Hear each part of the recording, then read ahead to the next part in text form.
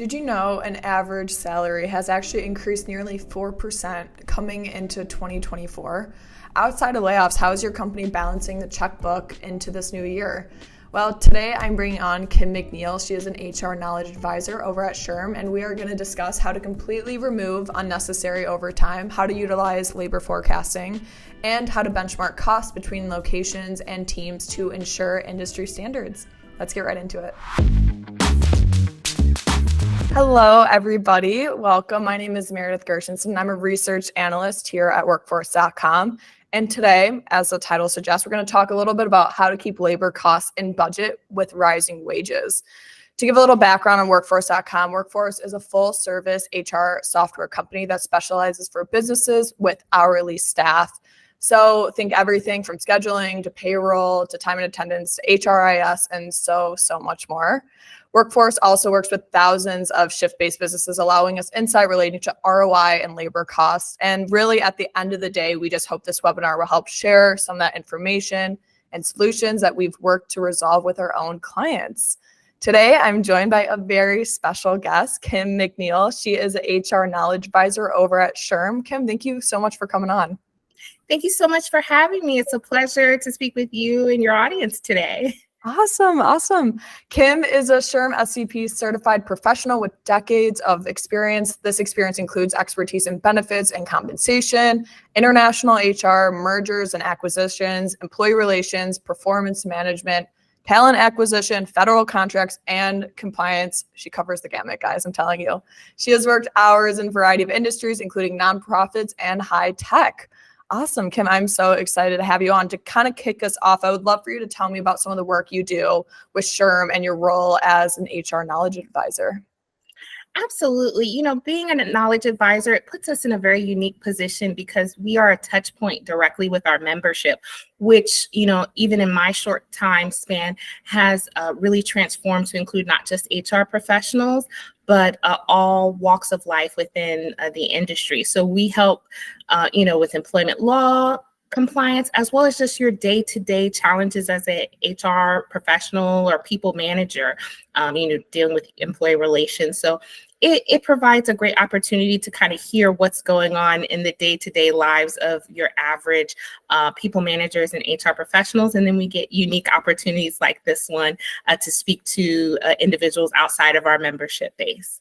I love it. And how often are you typically fielding questions surrounding around, salary increases and honestly, the current state of the economy? I know it's a little precarious coming into 2024.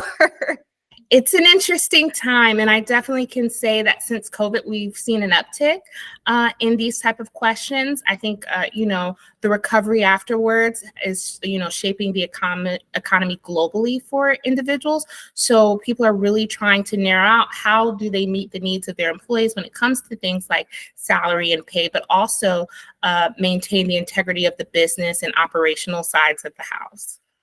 And then what percentage of labor costs would you say stem from like overtime within these shift-based industries, would you say?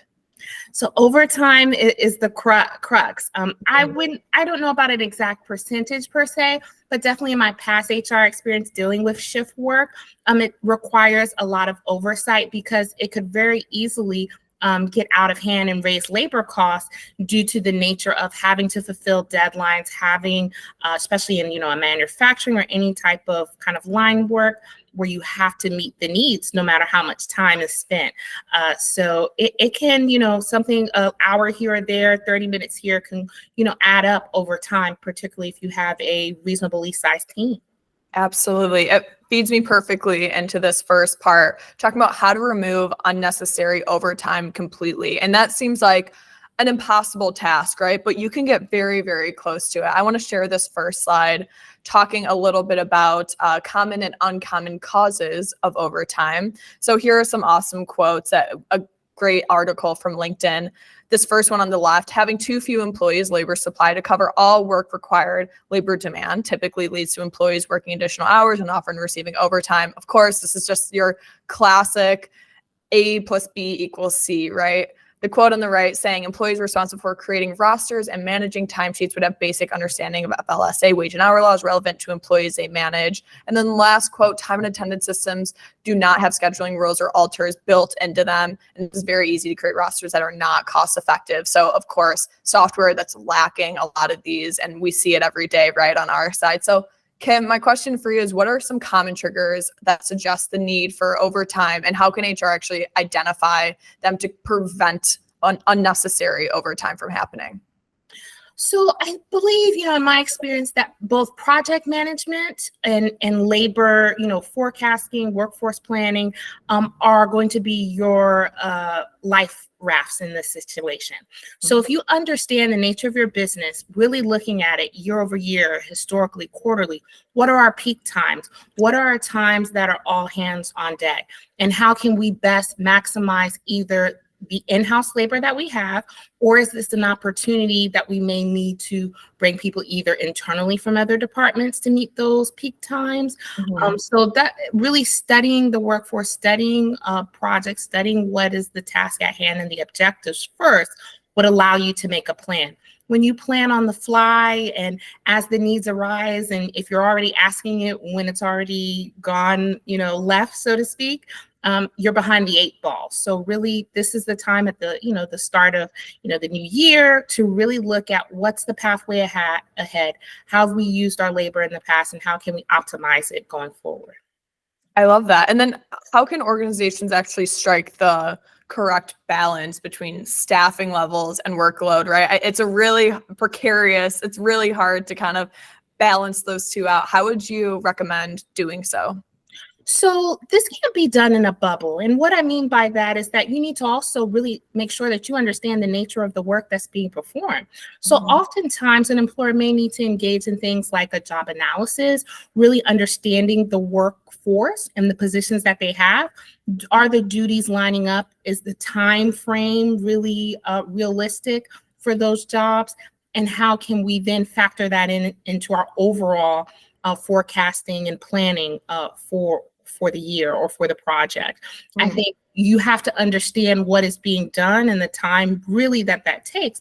And that's going to require managers and HR professionals to really speak one-on-one with individuals that perform the work. Because oftentimes as HR and leadership, we are removed from the day-to-day tasks. We can understand it from a high level, but really talking to those that perform the work, it may be that we're thinking, oh, this is something that is done in, X amount of hours, when really it's more intricate than that. There are additional steps. There are some things that are dependent on other departments or other places that would impede the work. So taking that time to really engage the workforce in this conversation can be helpful, or that first critical step, in my opinion.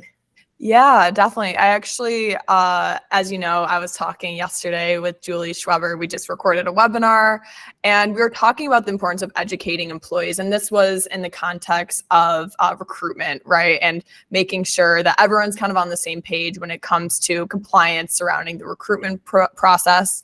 And Julie and I were talking about, okay, making sure you're educating your existing staff, making sure that they know what's going on, why those FLSA laws are so important, not only for the sake of the company, but for the sake of themselves. And yeah, and just kind of, again, including them in the conversation, I think is so key. And you hit the nail on the head there. How can HR actually leverage automation or even technology to optimize management and reduce the reliance on overtime hours? I think a lot of HR kind of feels it's a crutch that they need to lean on every now and then, but what do you have to say for that? The reality is that we're moving into a situation where there's going to be both, automation, tech, AI, as well as human intelligence, right? So finding a way to integrate that works for your organization and works for the needs of your business is going to be key. There's no way around it at this point. It's here. And that is going to help with things like hours, because if there are small tasks, things that can be automated to do to decrease your labor costs, yes, there may be initial expense and maybe setting up a system that maybe an employer doesn't currently have, but year over year, the time saving, once that's in place, people are trained on it, and you remove that, you can make the job more efficient, but also use that as an opportunity to learn new skills for these individuals, both the employees performing the work. There's an upskilling opportunity here. There's a opportunity for job growth for everyone. So I think oftentimes tech gets a bad rep that it's coming in and it's taking jobs, but really when used correctly and in partnership with our human workforce, so to speak, it can be an opportunity for growth and learning. Yeah, absolutely. Again, it was a conversation I was having yesterday with Julie on this exact note, in the same vein, where all technology is doing in this case is really freeing up time to kind of better those processes that HR has in place or that you want to build up, especially for those smaller teams, right? If you're an HR department of one, I mean, this is huge, right? If we're talking about leaning on overtime as a crutch, that comes with a much higher cost at the end of the day than leaning on software technology or automation or whatever tool you have in your tool belt. And that's going to be a lot cheaper, and also something that you can maybe wean yourself off of if you feel like you've trained your staff on it really well. But I mean, it's such an important resource. And as you said, in today's world, it is absolutely necessary. It is. And just to take it a step further, oftentimes HR professionals can get bogged down in the, administrative tasks, right? And then things, slip through the cracks in terms of engaging employees, being able to create other programs to, enrich the overall workforce, right? So upskilling, training, all of those things can be put on the back burner if you're spending a lot of time doing things that now can be automated. Absolutely. It actually reminds me of this story of, I was talking with the HRIS manager of Lake Elsinore Storm. It's a minor league baseball team, one of our clients. They're awesome. And I was talking to Christine, and she was saying how a lot of the time she would be like chasing down employees to make sure, hey, you're not going overtime. And this is a baseball field that has a concession, that has a retail store, that has a full restaurant. There's a lot of moving pieces.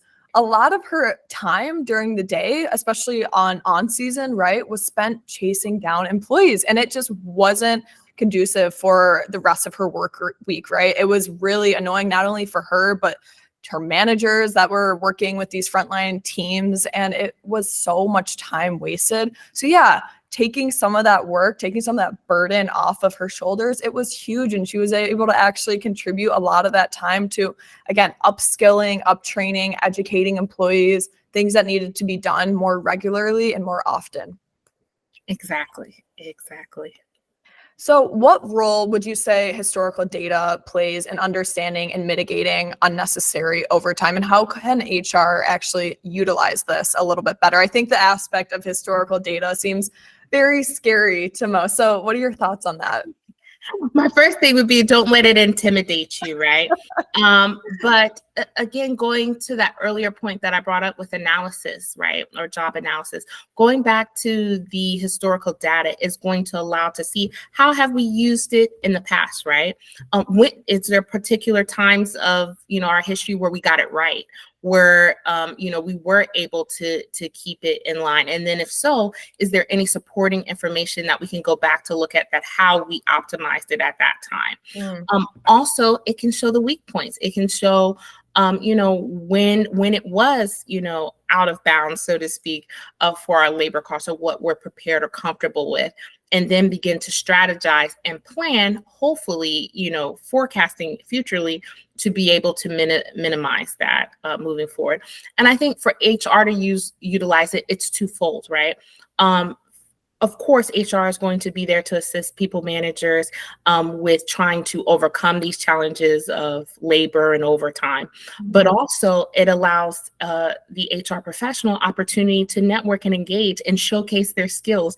To your illustration, we can do more than just chase down and worry about time and the rule pusher, so to speak, or the people, as I had a colleague used to say, we see you on your best day sometimes, and we see you on your worst day or when there's a problem. It provides an opportunity to showcase that, hey, there's a whole bigger gamut of how we can use these skills and how we can partner and network internally to get solutions done on a strategic matter.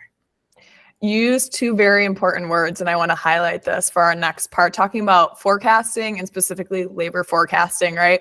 And I love the point you brought up on seeing the data when you got it right. I think that's really, really important. A lot of the times people only start looking at data and what's happening, what's going on, why are things falling apart here? Why are we not hitting staffing levels like at all, like 0% success in that side? Whatever it is that the data you're looking at, it tends to be turned to in the inopportune moments.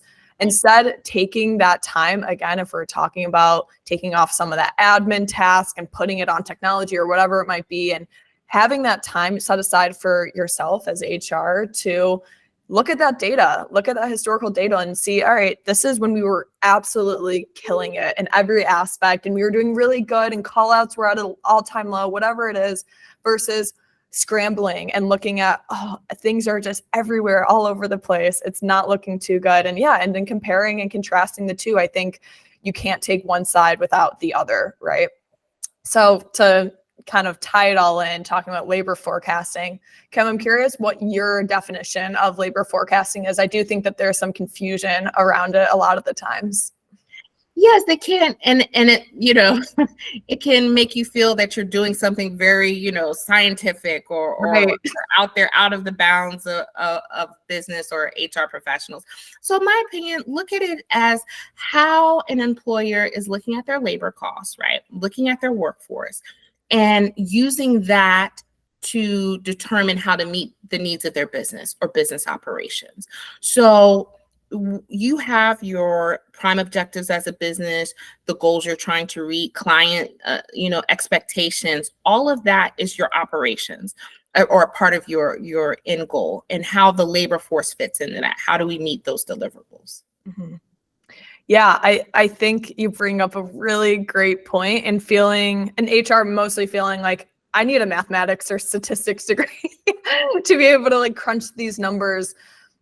Of course, technology helps a lot here. I mean, we can speak from, our end on workforce that, we have clients like Domino's Israel using our labor forecasting tool a ton. I mean, it's cut down, like I think they've had, I wrote down here, 9% increase in customer satisfaction. And that's absolutely huge. It was a really big issue for them. And obviously having the automation side of things to, schedule and the time and attendance and remaining compliant within their regions was absolutely huge. And then the labor forecasting tool just did it automatically for them. They nailed staffing levels. But yeah, making sure that it's understood from a very baseline perspective that you can do this yourself. Technology is great, but at the end of the day, you can actually do this. And it's just the matter of how you define it and kind of how you apply it. So I want to turn to this next slide, if I can pull it up here, talking about why labor forecasting, why it's important. So looking at, some of these points, specifically some of these first ones, understand what new roles and functions a company should seek to fill and which ones it should cut. Understand what roles and functions might require reduction or elimination altogether. Forecasting the value of success a prospective employee can bring to the company. Obtaining actionable insights. And then I want to skip down to this bottom one, make data-driven business decisions, say that 5 times fast, unfair and cost-effective worker compensation and incentives. I think that last one does a really good job of kind of tying in on exactly this question that we're presenting, why labor forecasting, because those data-driven decisions are exactly what puts HR at, the seat at the table. It really helps them kind of pull that seat out and, has a voice at the end of the day for leadership and C-suite. So Kim, my question for you is, why is labor forecasting important when it comes to minimizing overtime and in turn labor costs? So I think especially your slide here hits on some things that I think go, take a back burner. And what I mean by that is when we often think of labor forecasting and we think of overtime and costs, we're thinking of money, right? We're thinking about dollars and cents. For We're sure. thinking about, controlling, operational expenses. But there's a people element here. And, HR is in a unique position. They both need to be thinking about a great HR professional or a good one, right, should be thinking of both the needs of the business as well as the needs of the employees. So if you're not properly engaging in this process, right, you're potentially, having employee retention issues and engagement issues because now people are overworked, right? They don't enjoy their job. Things don't look like they're being properly managed. And then eventually with all this overtime, yes, the labor costs are going up, but their base salary may be going up. And the overtime rate for an hourly employee may not be in line with, let's call a spade, the increasing costs in our economy right now with inflation. Yep. So you're really doing yourself a disservice of not trying to approach this task at all. On two fronts, both your overall operational expenses and bottom line and meeting the needs of your clients, as well as meeting the needs of your internal employees and your internal clientele, because there's going to be a breaking point. And you can only throw money at a situation, to be honest, in my experience, for so long, before it begins to turn the tide with employees.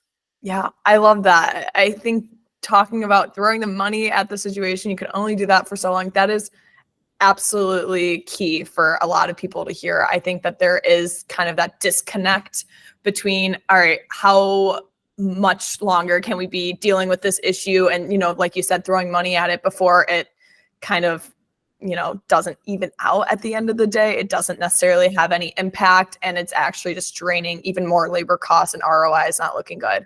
So I think that's such a good point. What are some best practices to implement forecasting analytics into other protocols outside of labor costs, like recruiting, upskilling, training, etc.?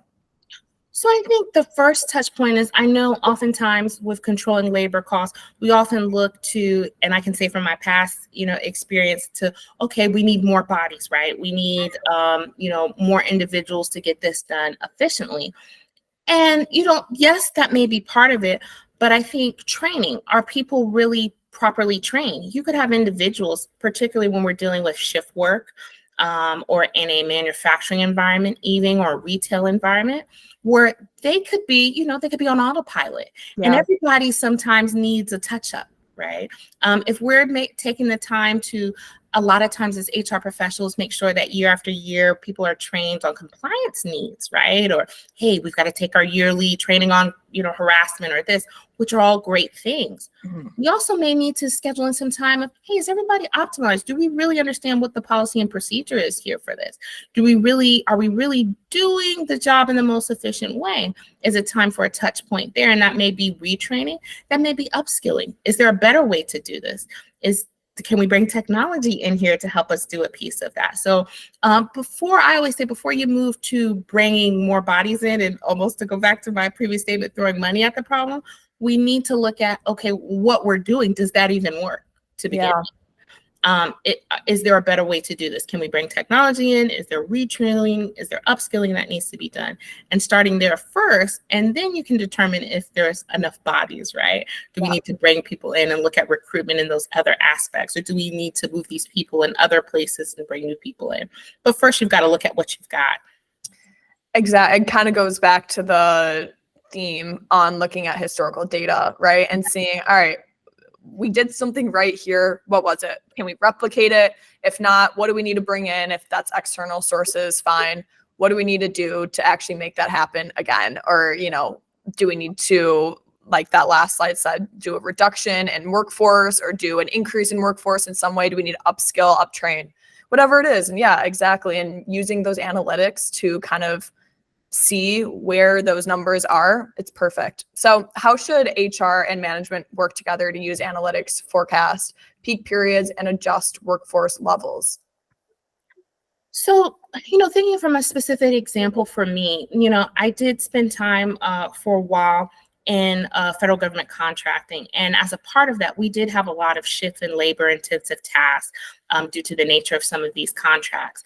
And I would get a lot of complaints. There's one specific department I can remember. I got a lot of complaints about not just the dissatisfaction from the employees because of the amount of hours they were doing. People felt like they couldn't take time off. They were always at work. They weren't seeing their families. And it was a great opportunity for me and the manager to sit down together, collaborate, network.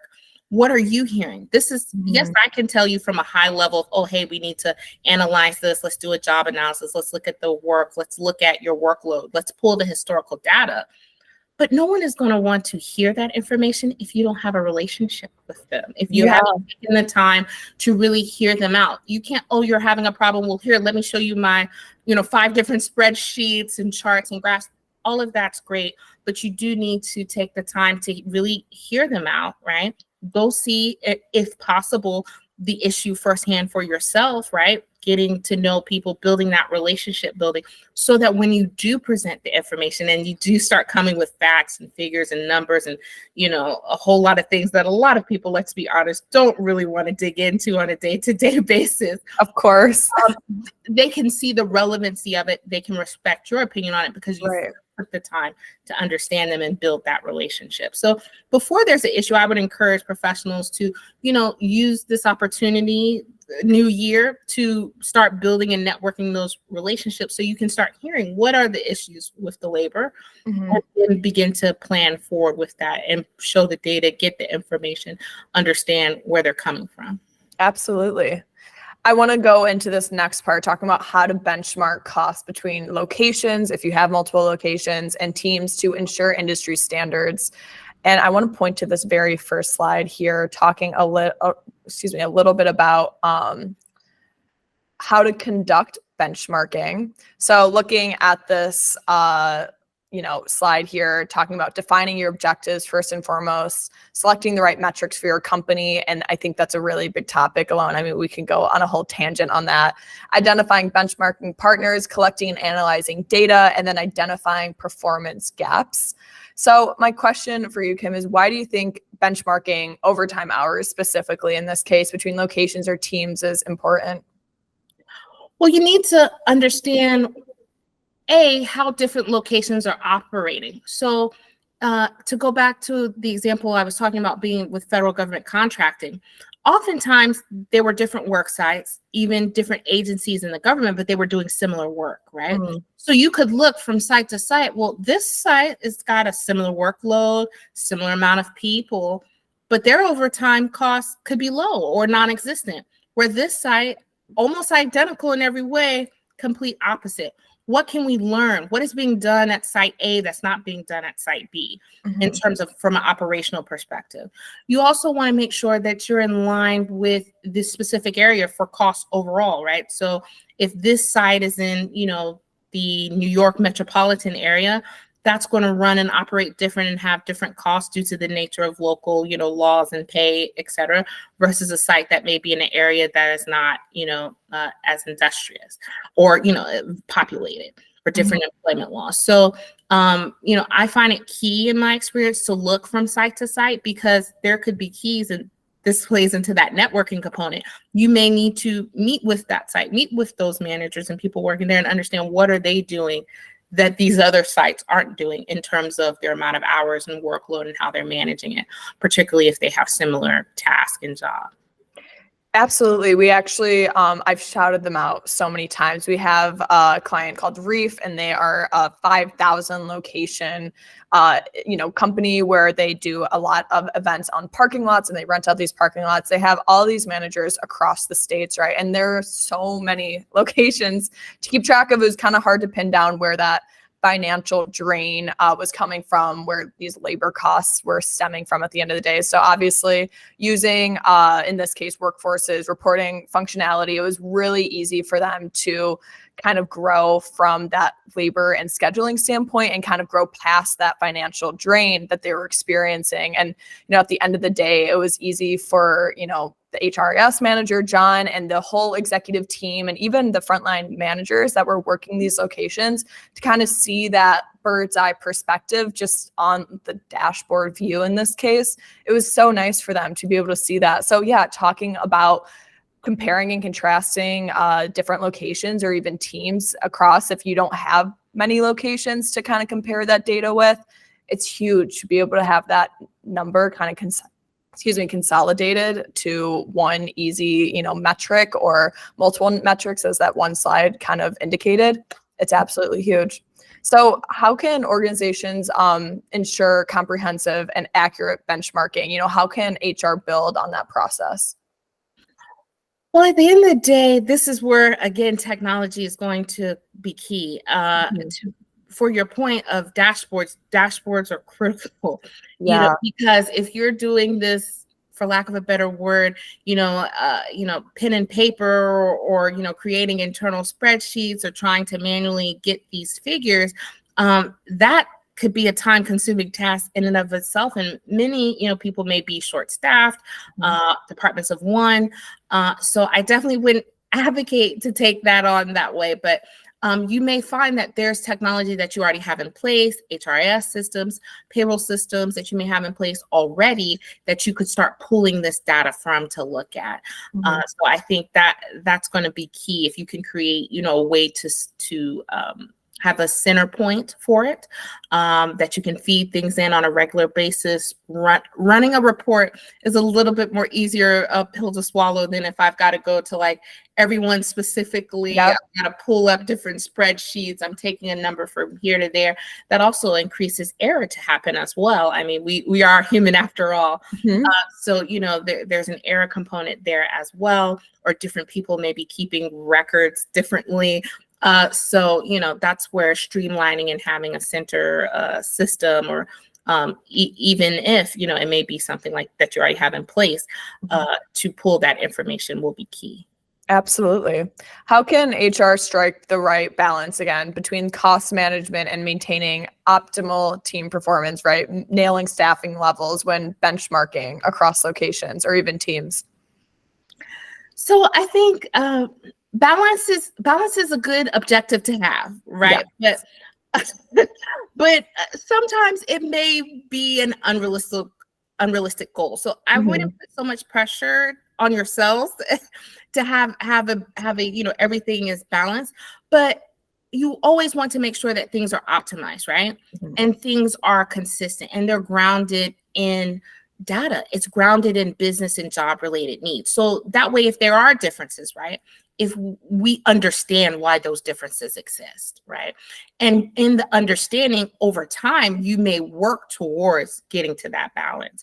So I always, when I see questions like that or thoughts like that, I always like to put that in place that it might not, we all want it to be, even across the board, but there may be specific reasons why in one area, one work site location, or one position or department, it does work this way, and in another it doesn't.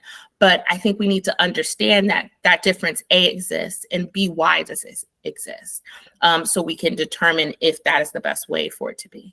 Absolutely. I think that's such a good point, that not everything is going to be perfectly balanced. In fact, that's a very unrealistic achievement at the end of the day, but you can get pretty close to it for sure. I love to end with this question to ask all my guests: what are 1 or 2 top tips, actions, or takeaways our audience can leave with to better keep labor costs in check coming into 2024? I think, the first point that you've got to do is look at what were the costs. This is the perfect time. The year has ended. Hopefully by now you've got all your data points in. So understand, how did we spend? What were labor costs last year? Were they effectively used? Were we happy with those?